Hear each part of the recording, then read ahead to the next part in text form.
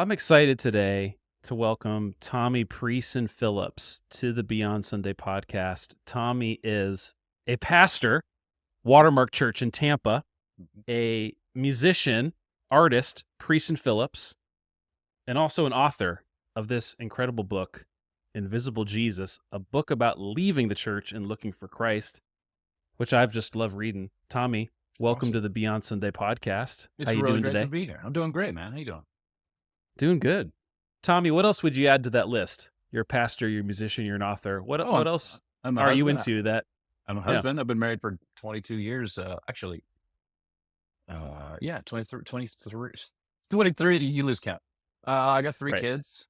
I've been my main focus my whole life has been Watermark Church. I've been here 22 years as well, and pastoring through it all. And those three things are my main focus. I don't. I don't know. I'm not trying to spread myself too thin. I'm trying to have a nice, peaceful life. Yeah.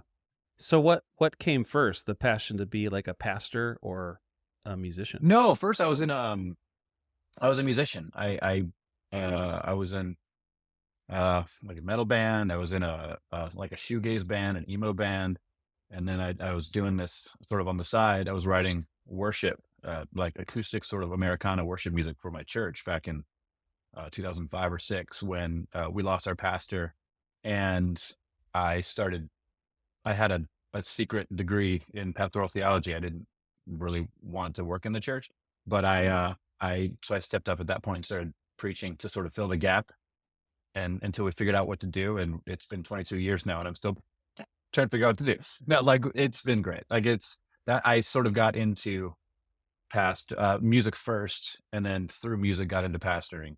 And the two kind of went hand in hand. I write music for the church. A lot of the songs that we sing were written in house over the years, so it all just kind of works together. And being a pastor, pastors are bookish, and we write and we read a lot.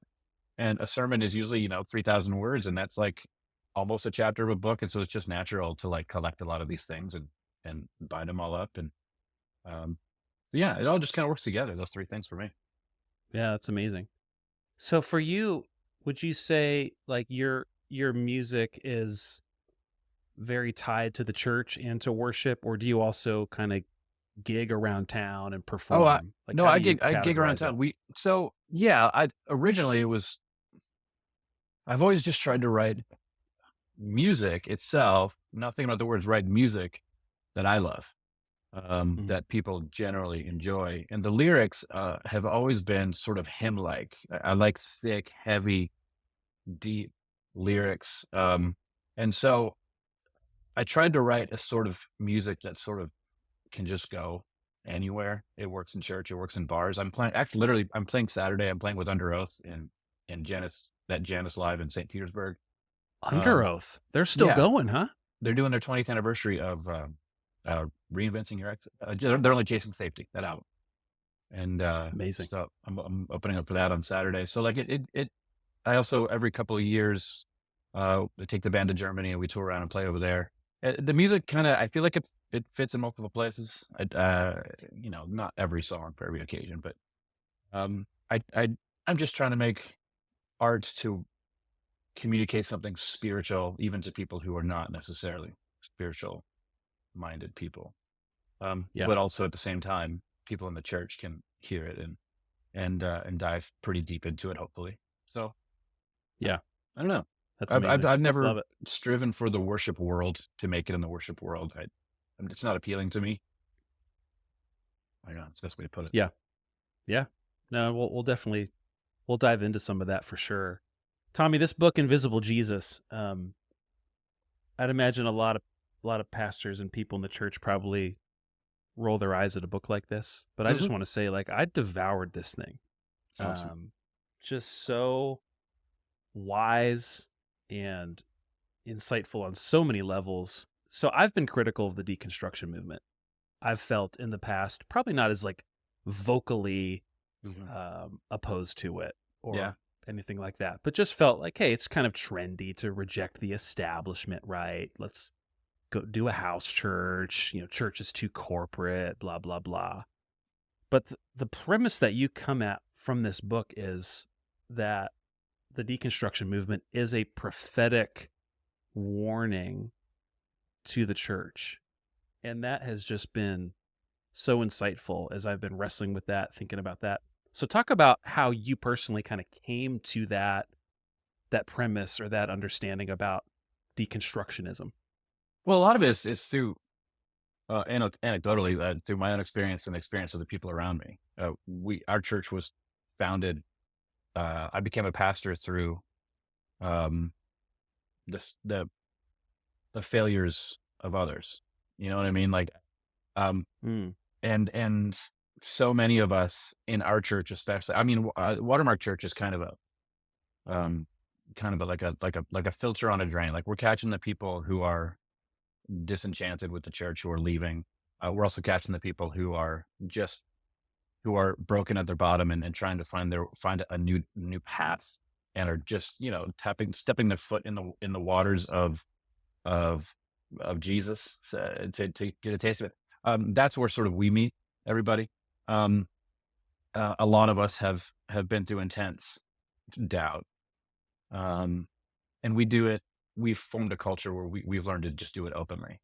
And to have a place where we can be honest about the things we're struggling with and say, I don't know how to believe that. It doesn't make any sense. And we say it, and then we talk about it, and we'll dive into church history and look at how things have been. The people who have attempted to answer the questions that we have.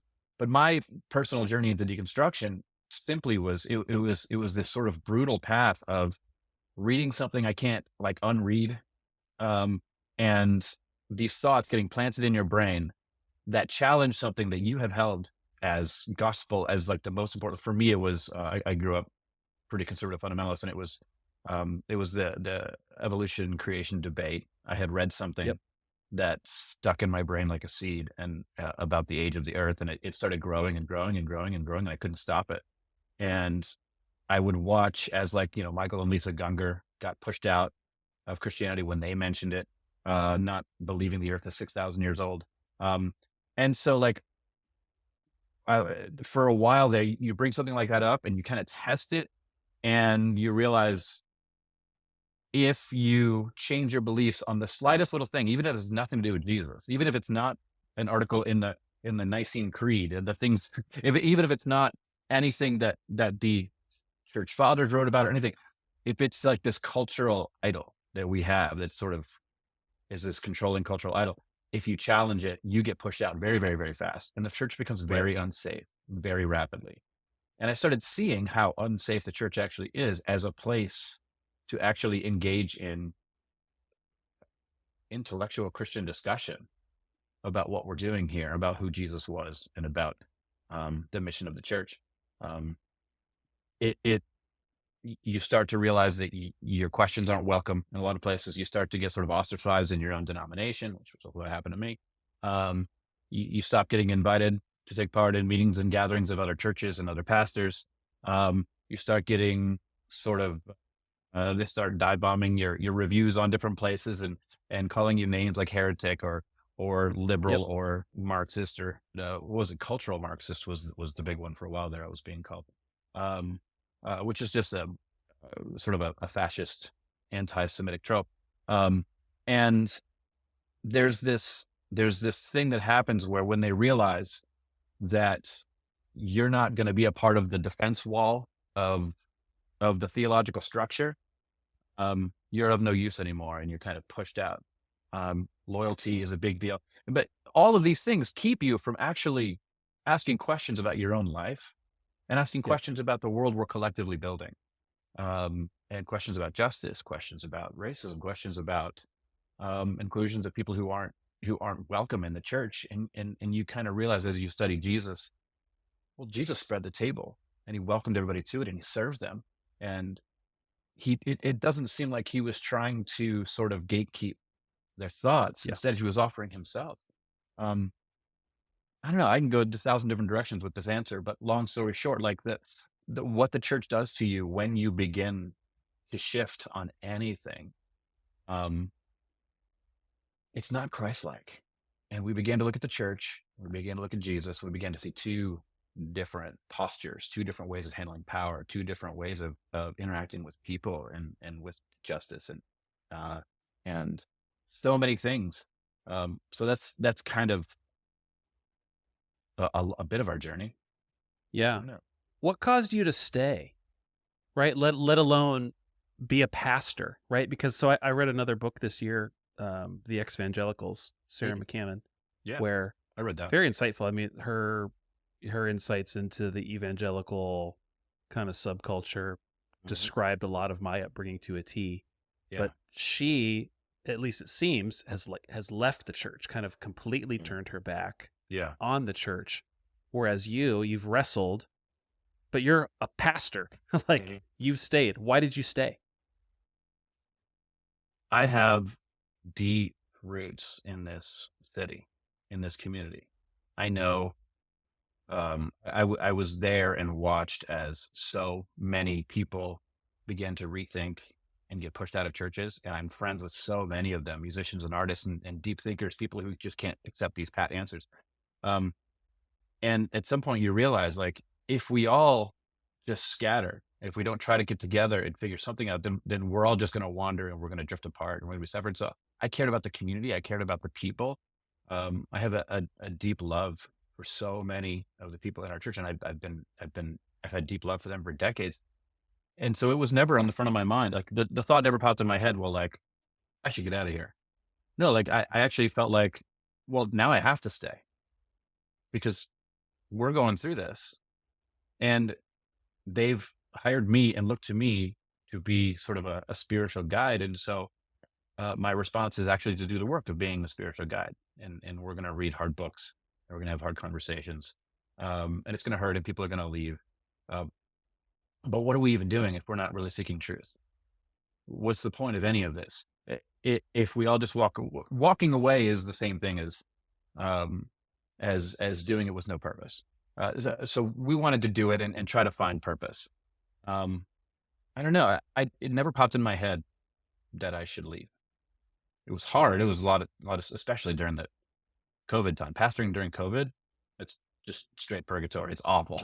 It's um, it and lost so much community because of all the divisiveness, and we couldn't come together and have communion and being in the presence of each other and look each other in the eye and hold the Yeah. broken body of Christ and the poured out blood of Christ, and hand it to each other uh, to help cover our disagreements and the things that we don't see eye to eye. The broken body, poured out blood of Christ is for both of us, on either side of this issue. And so this always brought us together during COVID. The church shrank, like we were nearing 1,000. We were about to launch a third service, and now we're sitting around like 180, 200. And it's it's more meaningful now and more joyous and more fulfilling now than it has ever been. So it's only, as I say, it's only gotten better. Um, Yeah. I don't know. That's amazing. It's funny. I did a little vignette I was writing this morning, just that not all growth is good growth.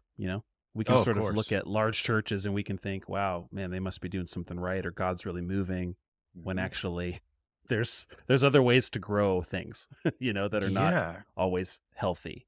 As And I think, as the Spirit started leading people out of the church, um, there was this sense of uh, God is doing something, and we're going to let God do what God's going to do. And it's obviously He's turning us into something else. He's making space for other people, and that's exactly what happened.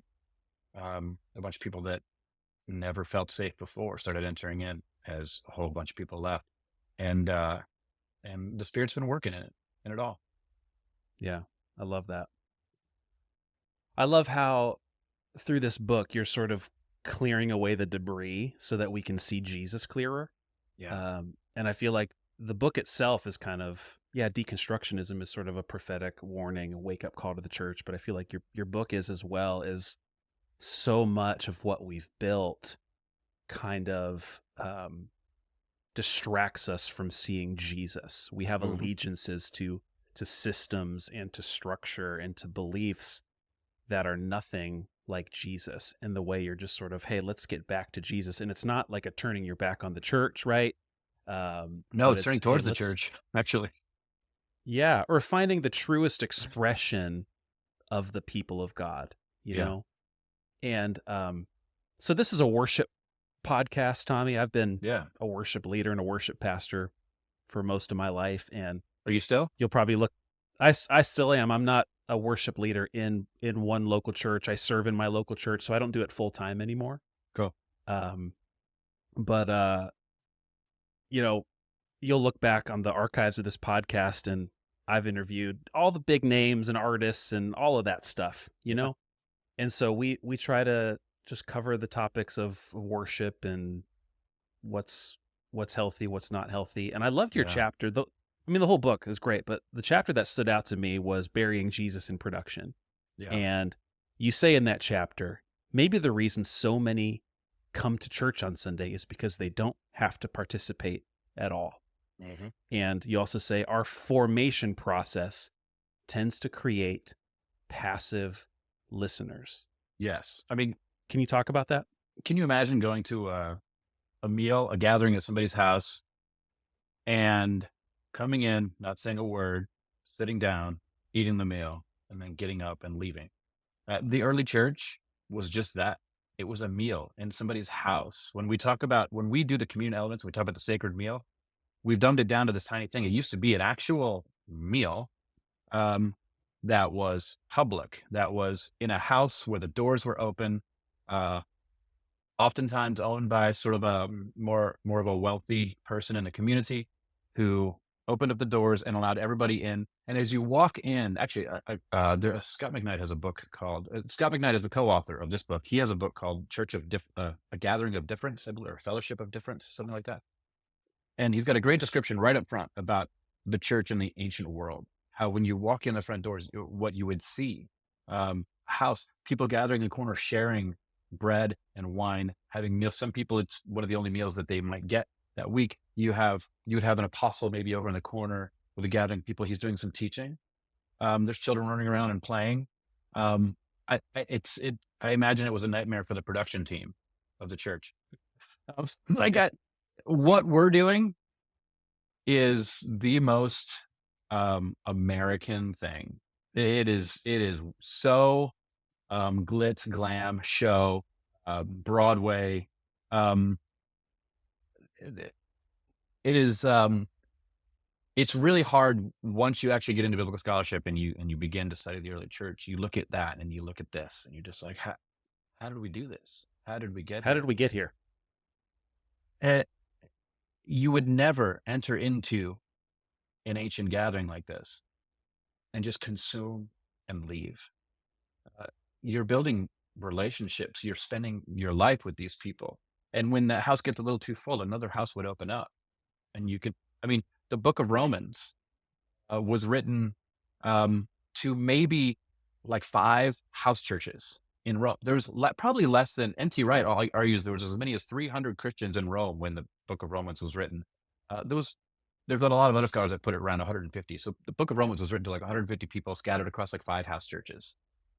They were a church. They were all one, but they were gathered in different houses. They would come together once in a while. They'd see each other. But it was this whole other way of life. It was a way of life where they come together. They realize the empire will not take care of us, and so we're going to take care of each other. They realize the empire will not give us equality, will not treat us all with respect. They'll treat some of us with respect and others as slaves. And so we're going to provide this for each other in this community. These were all acts of worship. Of course, there was singing, there was dancing, there was food, there was cooking. The cooking was an act of worship. The keeping the oils lit in the candles, it's all an act of worship. Um, Giving up your seat for someone else of lower status, this is an act of worship. All of this was taking place in these little communities, and the way it bound them together made them sort of this surrogate government, surrogate family uh, in the midst of this cold, dark empire that did not care about them and whether they lived or died. And I don't know about you, but when I look around at the empire right now, I could describe it as pretty cold, pretty dark. And it doesn't seem that they actually care about you and your life. And it doesn't seem like they really want to give you the honor that Jesus wants to give you.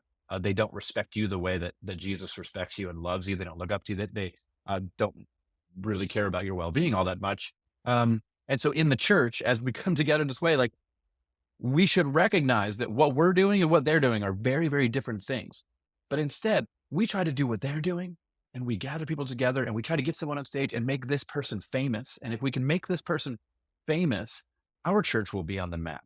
And then Our church's Instagram will have huge things, and our pastor will get book deals, and then we will all have this cloud because we're all sort of Roman-esque, had this Roman-esque connection to this powerful figure.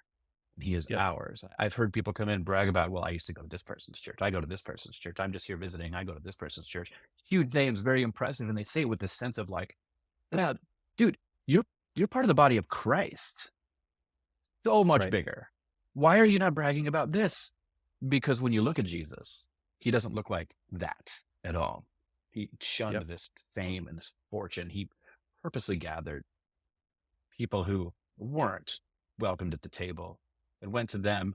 And anytime powerful people try to make him their own, he escapes, disappears. Um, Worship has gotten all tangled up in this, and we've made worship into this sort of thing where we do music, but it's like it's the it's the type of music that we assume can appeal to the masses, to the most amount of Right. people. Because if I can write a song, a worship song, um, and it appeals to the most amount of people, I can make the most amount of money and profits. And if I get rich, I can, I can do good for other people once I'm rich. That's the great deception of Babylon, right? That you will somehow do something then that you're not doing now. Once Wow. you get the world power, and once you actually lose connection with the power of Jesus, which is the power at the bottom, the power to pour yourself out and be with those at the bottom, and to ignore your own identity of the world, but your identity in Christ. Um, and we write music for everyone, which means typically it's going to be the lowest common denominator. It's going to be the stupidest lyrically, just so that repetitive, everybody can sing it. It's going to be very Coldplay, very simple because it's got to appeal to everyone on earth, and Coldplay appeals to everyone on earth. I'm not bashing Right. Coldplay. I'm actually complimenting them. Good job, you did it.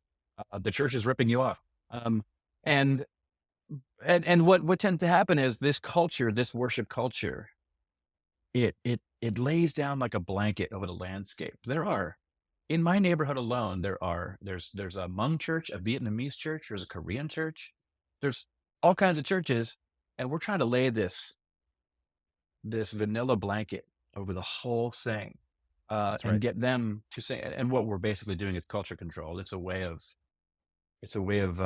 sort of honestly, it's the white whiteification of worship.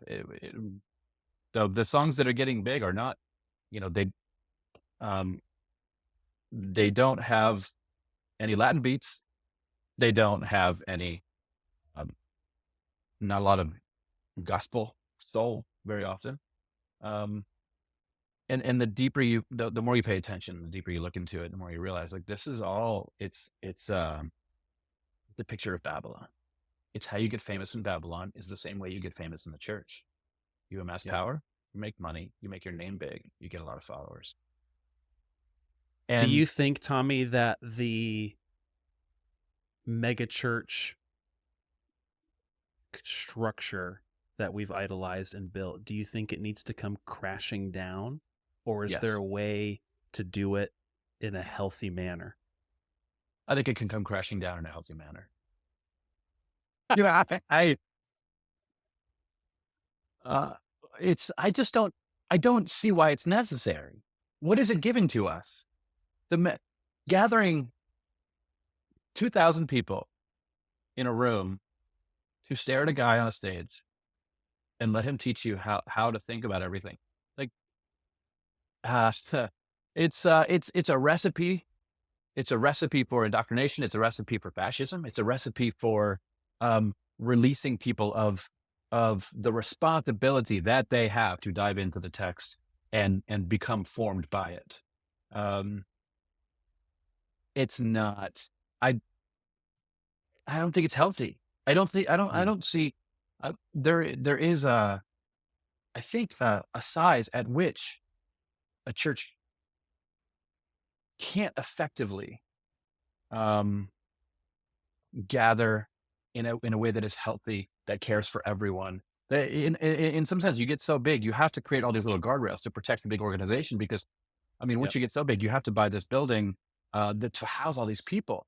And if the giving drops just a smidge, you can Screwed. no longer afford the air conditioning in this building.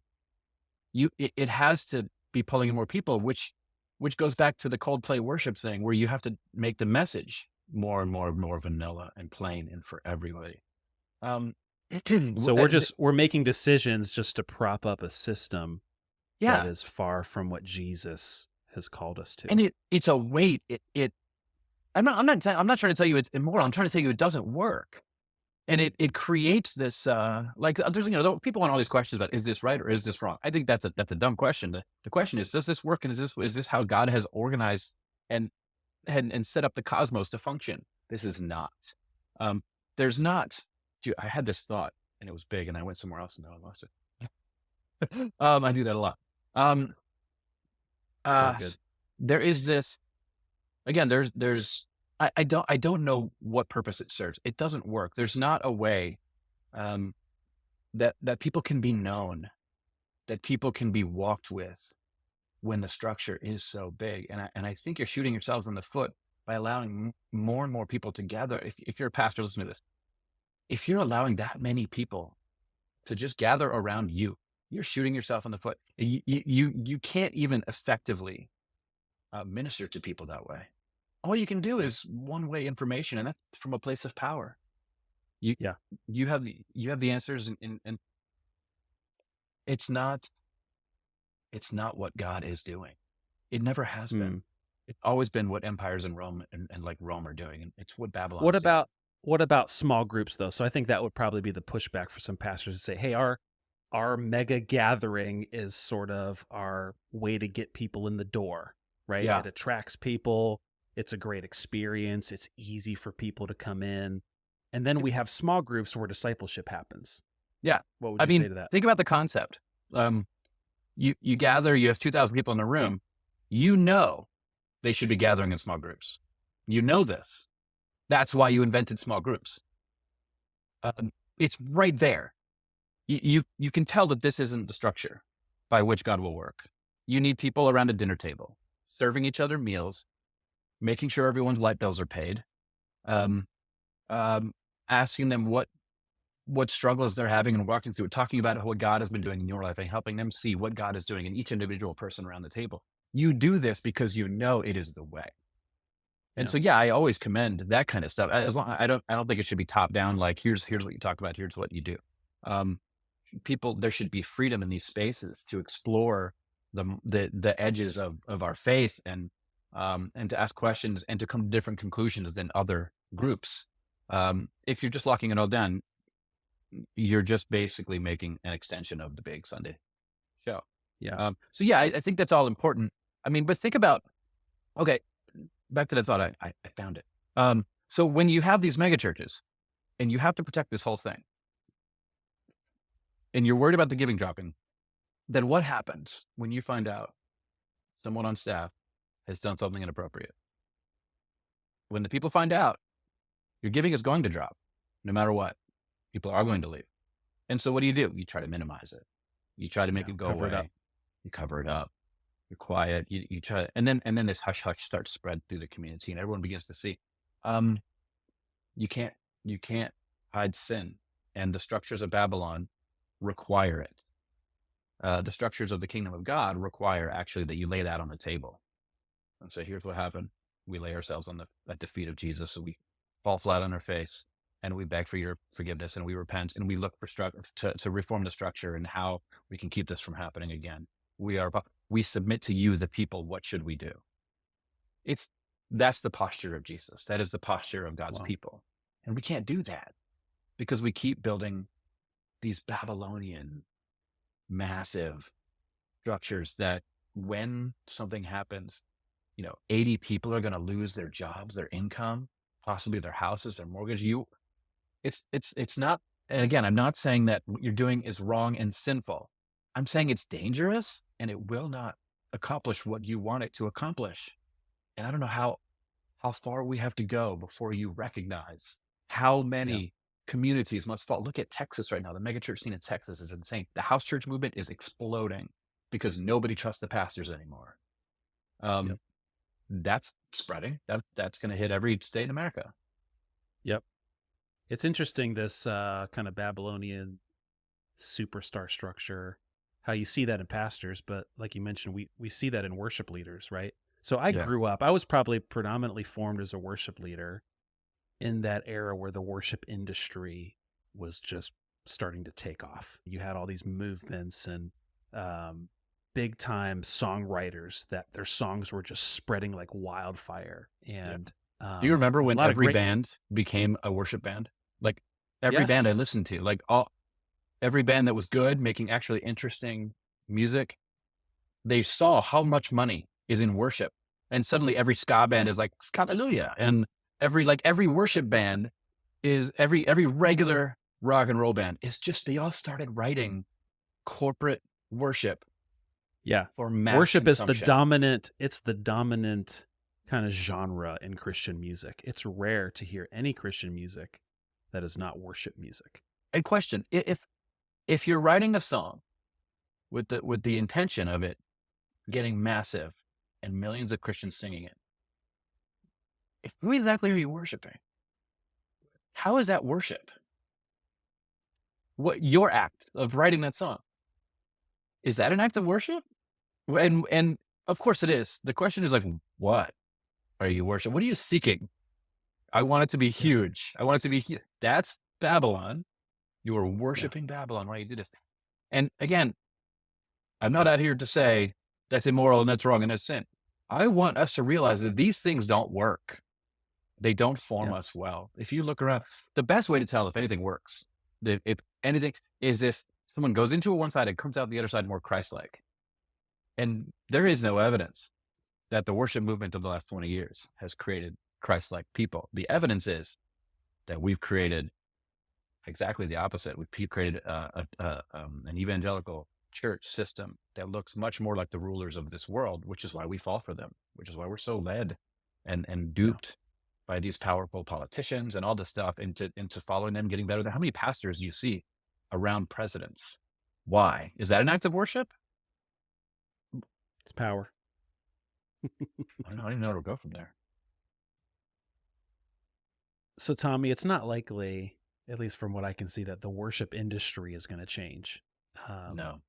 but we don't have to be just passive consumers of it. We don't have to worship artists.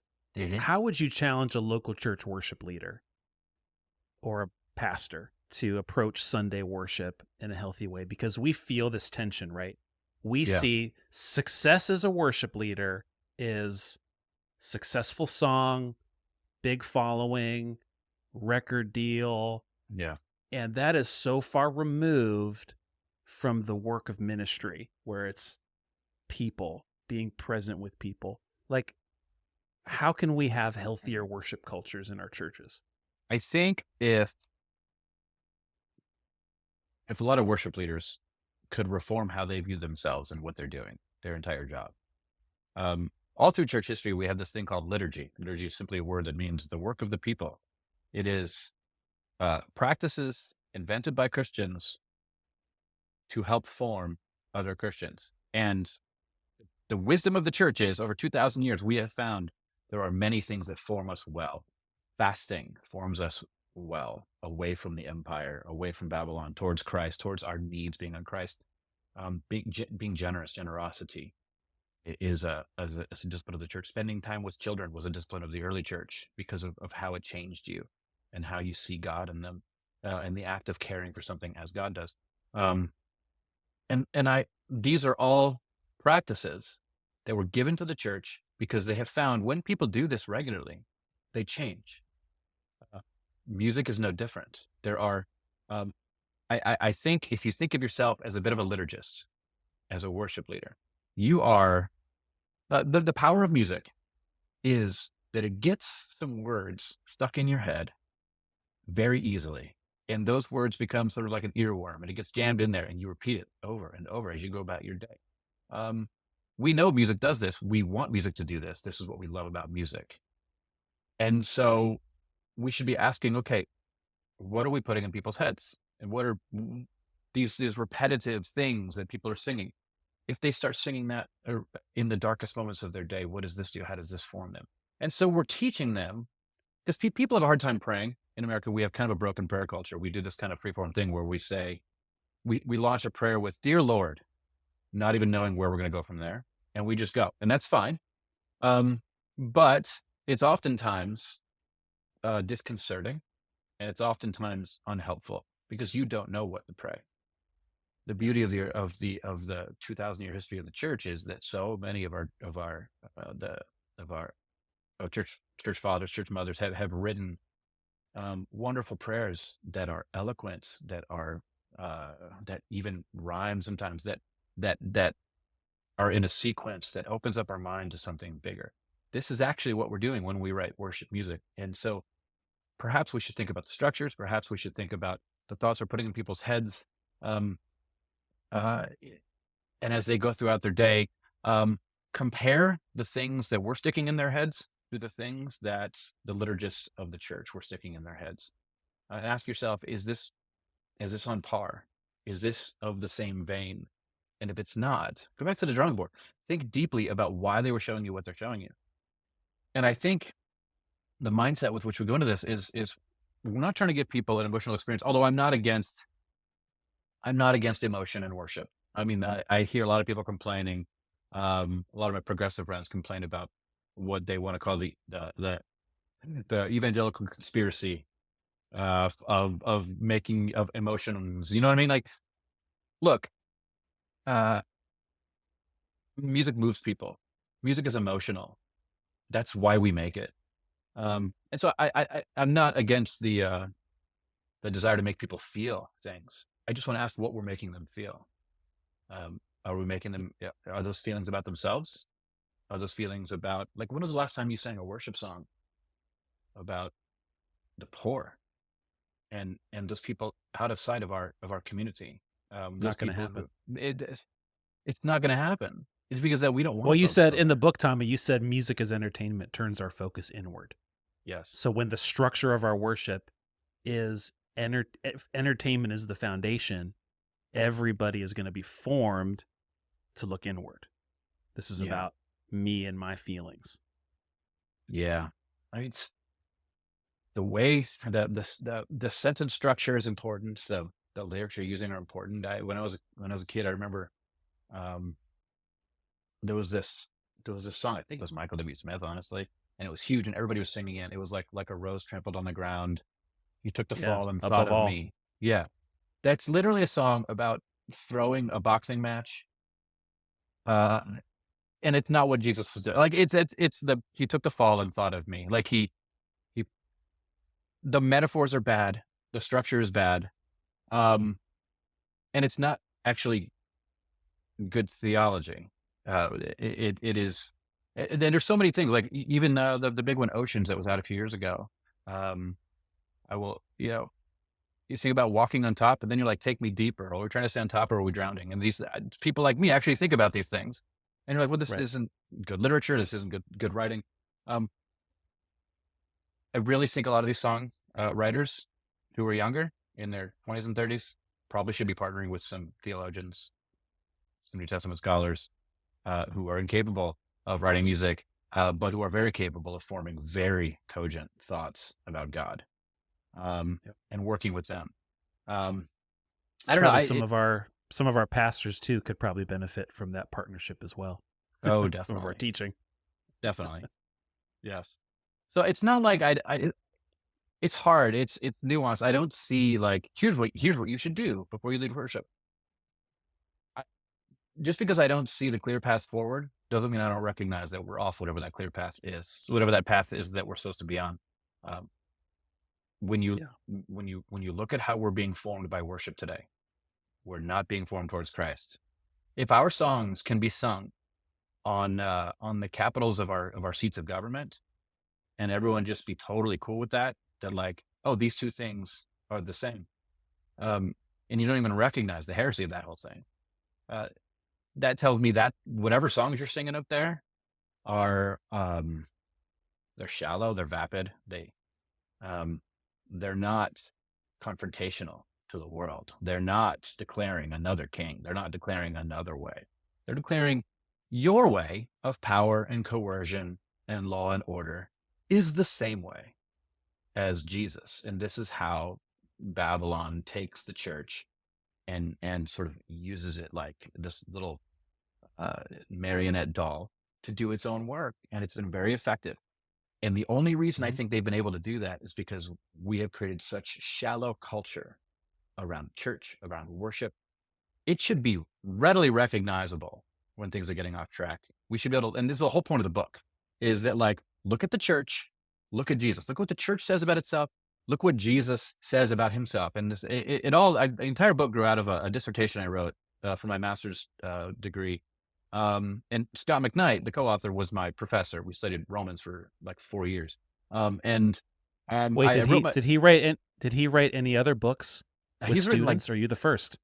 he's written a few books with students here and there. Okay, Yeah, I that's mean, amazing. I love that. he's he's the kind of guy that like is just very generous with his own identity. Like he'll just Yeah. share himself with you.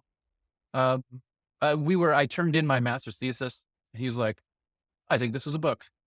And I was like, "Okay, what now?" And so we wrote it. But like basically, my thesis was I had all this built up angst from deconstruction and not having a space to do it, not having like I see all these things about Jesus, but every time I would point out how the church is not like Jesus, you lose people in your church. And every time you try to turn the church towards Jesus, people freak out. And so I wrote this dissertation on the I am statements of Jesus that turned into sort of a rant. Honestly, like I would start writing, and I'd be like, Jesus says he's the way. Jesus says he's the truth. He's the life. Jesus says he's the door. And then I say, but so often, here's what we see with the church. We're getting the people to come in through cool branding, and Yeah. we got we got NFL stars sitting in the front row, and we got famous rock and roll leaders leading our worship, and we got and you look at Jesus and you look at the church and you're like, well, Jesus is drawing people in with himself, with his character, with love, with the fruits of the spirit: love, joy, peace, patience, kindness, goodness, faithfulness, gentleness, self-control. You are drawing them in with an Easter service at the stadium and a rock star and an NFL player who has 5 Super Bowl rings and is a bajillionaire. He's going to be the guest speaker. You are drawing them in with Babylon. Yeah. And when you do that, surprise, surprise, you get Babylon. If we take Jesus seriously, then we will take Jesus seriously when he said, I am the door. Show people Jesus. Everyone wants the fruit of the Spirit. We think everyone wants iPad raffles, helicopter egg drops. We think people want well-curated Instagram accounts. What people want, actual human beings all over this world, every one of them wants love, joy, peace, patience, kindness, goodness, faithfulness, gentleness, and self-control.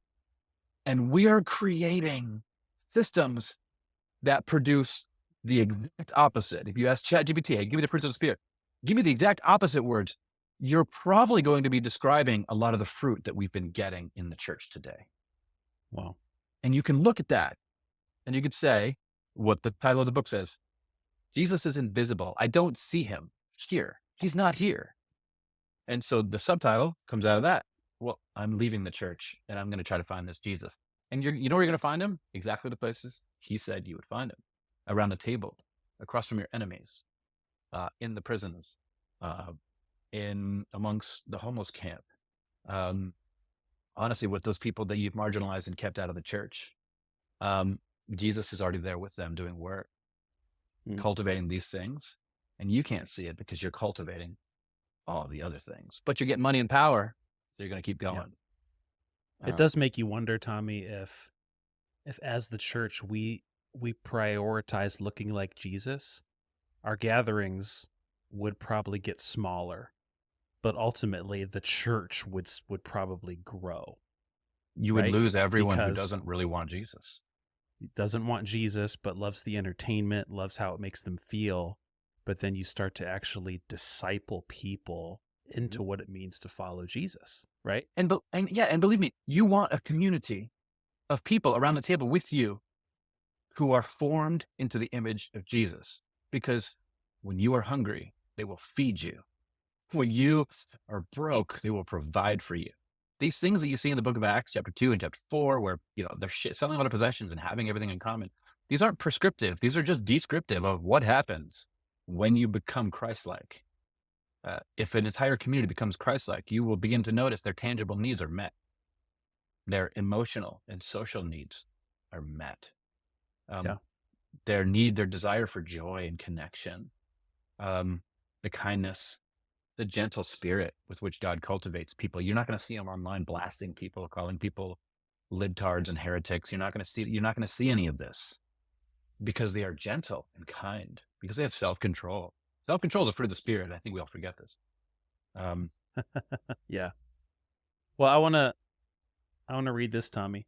Good. Um, I didn't even write this down. I wanted to pull out the book to read it, but uh, I don't know if you wrote this or Scott wrote this, but either way, it says God's glory is displayed not through the big show, but through the big serve, in the service of giving one's life for others. When we plot and spend money to impress the world into believing in Jesus, we create a false portrait of Jesus. We proclaim the glory of victory instead of the good news of the cross. In this way, our worship successes become our excesses of failure. Yes. Yeah, Wow. I mean, that's the inspired, bro. the the I know a lot of rich people, and I talk to them, and there are some that understand their role. There are some that understand the great actual gift of riches is your responsibility to take care of the poor. That is the gift. The gift is not the money. The gift, the gift is your if you are formed towards the person of Christ, is that now you get to take care everyone around you. That when Mary proclaims her Magnificat, and she says, Jesus is coming through me. And she gets up and she's like, uh, he's cast down rulers. He sent the rich away empty, but the poor have been filled. How were the poor filled? The rich filled them up. It is the great gift of your life that you get to do this. And it is the great gift of the poor that they get to teach you what life is about. They get to teach you what is the most important thing because they lived without all the accoutrement that you have. Um, it is all about the serve. Um, Mm-hmm. anything other than that, the growth, celebrating the growth of a church, I think it's a weird thing.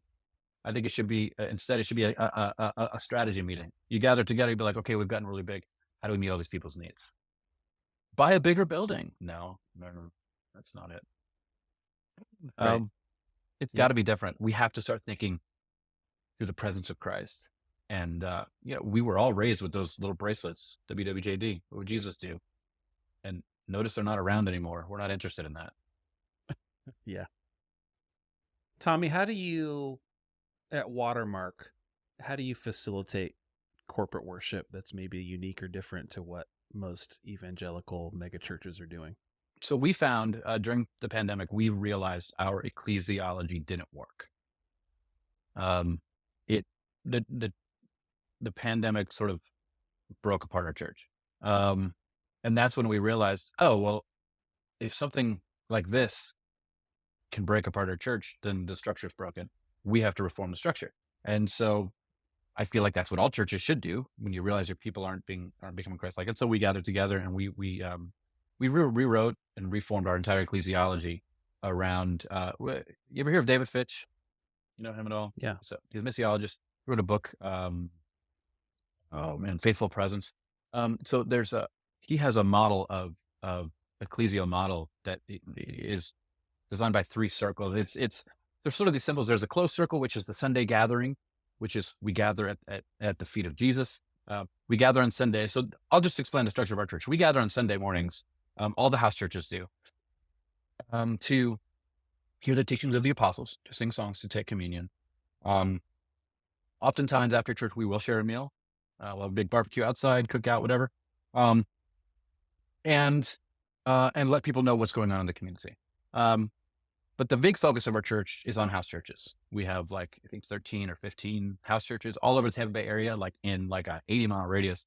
And it's just small groups of 20 people, and they're eating. They show up at each other's house with a meal, and they eat, and then they remain around the table. They ask the Spirit of God to join them there, and they begin to go through their life. They begin to talk about what they're struggling with, what God is doing in their life, what the world is asking of them. And they lay their questions on the table. And surprise, surprise, all the spiritual gifts always happen to be at the table. There's some people who have the gift of healing, and they're drawn towards people who are suffering and who are hurting, and they minister to them. There's some people who have the gift of prophecy. They see what God wants to say to you, and they'll say it, but they're not on a stage over a group of 500 people, so it's not an abuse of power. You know what I mean? You asked for it. Yeah. And then there's the gift of teaching is always there. There's always people who are, those Enneagram fives who are deep studiers who have maybe a bit of that information to help you get perspective. The gifts of the Spirit are present, and they're all being used. And we take turns submitting to each other, and we listen to each other. And this is the posture in our entire church. Everyone on staff regularly takes positions of submission to each other. We had a meeting yesterday, and one of the pastors laid sort of a preaching plan on the table and said, here's what I worked on. Here's what I think would be really beneficial. I submit to you. What do you think? And I'll read over it, and I'll go over it, and I'll pass it over to our children's coordinator. Be like, I submit to you on this. What do you think? A posture of Christ likeness is open hands around power. You know what I mean? Like, they place power in your hands, and you leave it there, and you never close your fists around it to hold on to it. And you let them remove it at any moment, and you pass it to someone else and say, your turn. What is God doing here? And then we have the half circle, which is our missions, which is we have a whole structure of learning how to be present with people who are in pain, not coming in with money and power and all the knowledge and salvation. And no, we're present, paying attention. We're looking for what God is doing, because God only works through disruption, and the power of God for salvation and healing only comes through the cross. And the cross is an act of submission, even when it hurts. And so we've really worked hard to reform our ecclesiology, and it's been this way for about 4 years, and it's been forming Christ-like people. And there may come a time when it doesn't, and society has shifted and changed, and then we will go back to the drawing board, and we will find new practices. We found ways of doing communion that form everybody together, that make people see each other. We, every Sunday, halfway through the service, we stop and take 10, 15 minutes, and there are communion stations all over the place, and everyone just goes wherever they want and gathers in circles, and there's real bread, and there's real wine, and there is grape juice if you prefer. And you ask somebody, wine or juice? You don't know if they're an alcoholic, and this is a great way to get to know people and to understand that not everyone is like you. And so you can serve, and you can hand them the communion elements, and you read some scripture together in a circle. And you take the elements, the body of Christ broken for you, the blood of Christ poured out for you. And when I look around on Sunday mornings and I see these groups of people, and you see sort of a wealthy conservative businessman gathering with an underground, like a punk rocker teenager across from him, and a single mother over here, and maybe a gay couple over here, and they're serving each other communion, and they're trying to receive the body of Christ from each other. These people would never be found in any other room together in all of Tampa.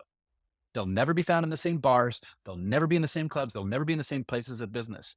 But in the body of Christ, in the church, they stand shoulder to shoulder in a circle, facing each other, serving each other, the body and the blood of Christ. That does something to you, man. Like, that forms you. That reminds you that this immigrant is not your enemy.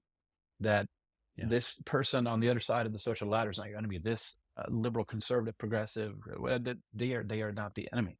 The enemy is Babylon trying to tear us apart, and we all come together around the broken body, the poured out blood, and this is where we find our unity. There are better ways to do church, and I'm not saying that we found the way to do church. We found a way for us to do church that forms us really, really well. And when the music stops forming us, we'll ditch the music. You know what I mean? Yeah. Well, I think that's the key. What you said there, Tommy, is you have the courage to pivot your structures and your systems, right? You're not tied to them. When it's not working anymore, let's try something else. Whereas I feel like the structure that we've built, we have so much allegiance to it because of the prophets and the numbers that we can't even dream of changing it. Right. I mean, shouldn't it be a prerequisite for a pastor to be brave, to be, I think so, willing to lay it on the line and lose it all? Like, isn't that the prophets lived in the wilderness, man? They came in from the wilderness and yelled at the people, and that's why they got killed so often. There should be a bit of a, when you go into paths. I mean, I went to seminary, we all went to Bible college, and there was never this. No one ever sat us down and said, "Are you brave enough to? Do you know what this entails? Are you willing to disrupt an entire community that seems to be going really well and is bringing in a lot of profits because you realize something about it? Are you willing to do that? If you're not, I don't know that this is the game for you. Um, you're gonna the powerful people on either side are gonna yell at you. They're gonna call you everything. Are you up for that? Do you see what Jesus went through? Do you see what the apostles? Every single apostle suffered and died a horrible death, except for John, who apparently had a wife and child in Ephesus and lived a long, happy life. Um, Everyone else, all the apostles, suffered horribly. There seems to be this prerequisite that like you're gonna have to do some hard crap. You're gonna have to say some things. And if you're not willing to, like, why would you accept the job in anybody's Yeah. life? Right. Do you guys sing popular worship songs at Watermark, or what songs do you sing? We kind of have. It's not a rule, but we don't sing top 40 stuff. We've never sung a Hillsong song. I was told once we did a Bethel song. Someone came up afterwards and said, "Bethel, huh?" I was like, "What?" I didn't even know what it was until they showed me. We're not really all that in touch with the worship world. We tend to write all of our own stuff. We tend to borrow a lot of ancient hymns and redo them. We're kind of creative all over the board. Some of the stuff is little. Some weeks it sounds like a bit of a country band. Some weeks it sounds like it's just a rock show. Some weeks it's acoustic guitar and someone sitting on one of those little boxes that you slap. Sometimes it's just a woman with a piano. It can be anything. Um, but we try to stay away from the popular stuff. First off, it triggered a lot of our people who were abused by the church, who can never sing those songs again. And there's more and more of those every day. Second, it wasn't written for our congregation. It was written for someone else's congregation. We need something different. We need, there's songs that we connect with that we love. Like, the Brilliance has these songs about when I look into the face of my enemy, I see my brother. That's powerful. You get that stuck in your head going throughout your day when that 15th F-150 cuts you off. And then that's stuck in your head though. When I look into the face, I see my brother. This is my brother. My brother cut me off again. There are thoughts in these songs that are huge and they're very important. And so we're mainly looking for songs that we think can form well if they get stuck in your head. We are looking for artistically beautiful things. Oftentimes, we like excellent. We like things to sound good. We're a lot of musicians in the church. It's very organic. But by and large, we're not going to sing any of the top 40 stuff. Yeah. Tommy, this has been like unreal. I feel like this interview could just go on for another hour, but I know we're kind of reaching the end of our time here. Just so absolutely rich and challenging and probably frustrating for some listeners in a good way. And I'm just so grateful Wonderful. for your book and for you taking the time to chat with us today. Is there anything that you'd want to leave our listeners with that you haven't said already? Go buy my book. No, yeah, no. I mean, buy the book if you want. You can get it at the library, whatever. I'm